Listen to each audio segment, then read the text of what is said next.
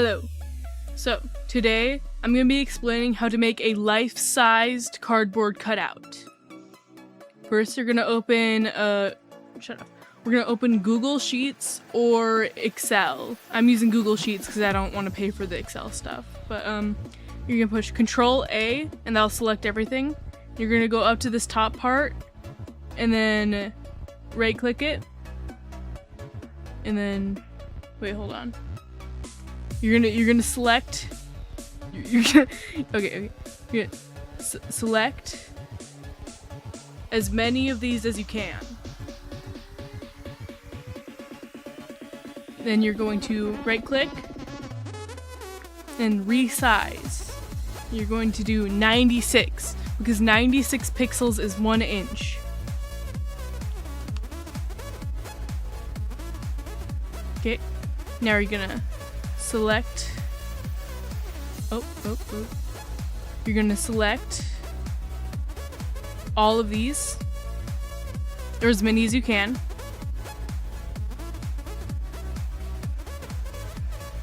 That should be enough. You can always add more if they're not enough. And you're going to resize to 96. And then each of these squares is 1 inch. So you're gonna have to do some math here to calculate how tall, how many inches you're gonna need the character. But let's just say we need, hold on.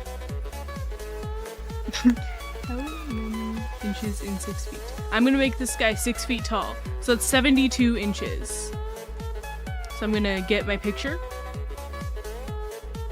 Copy the image, and then paste it into here. And you're gonna get it down to number 96, or whatever you need. This might take a little bit.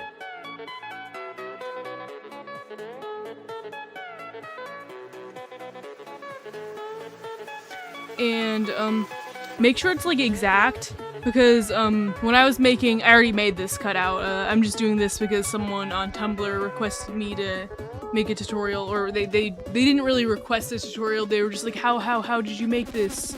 So I'm like, I'm gonna make a video just in case anyone needs a tutorial. But hold on, let me check this again. 72, okay. If you think, oh, it's close enough, it's a little bit over, keep in mind, each of these little pixel things here is 1 inch. So if you're 10 over, that's 10 extra inches, which adds up quickly. Okay, 72. We're almost there. So we're gonna do that. Just a little bit more. You know, it's fine. Okay, so here we have the flower man. Here we have the guy. Whoever you want.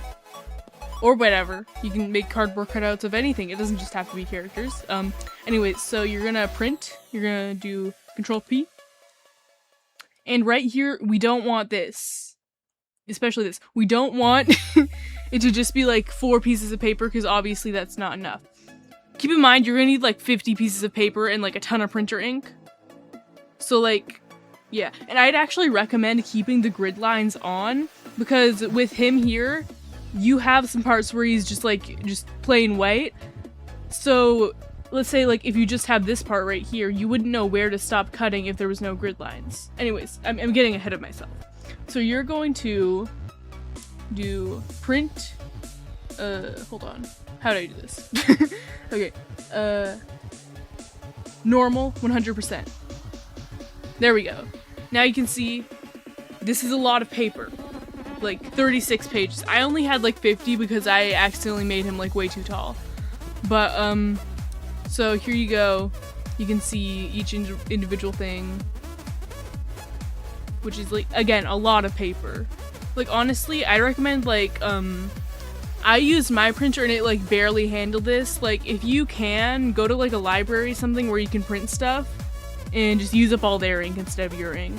So, and you can see you can tell clearly where to cut here because there's the grid line. So you don't cut any of this, you just cut that stuff.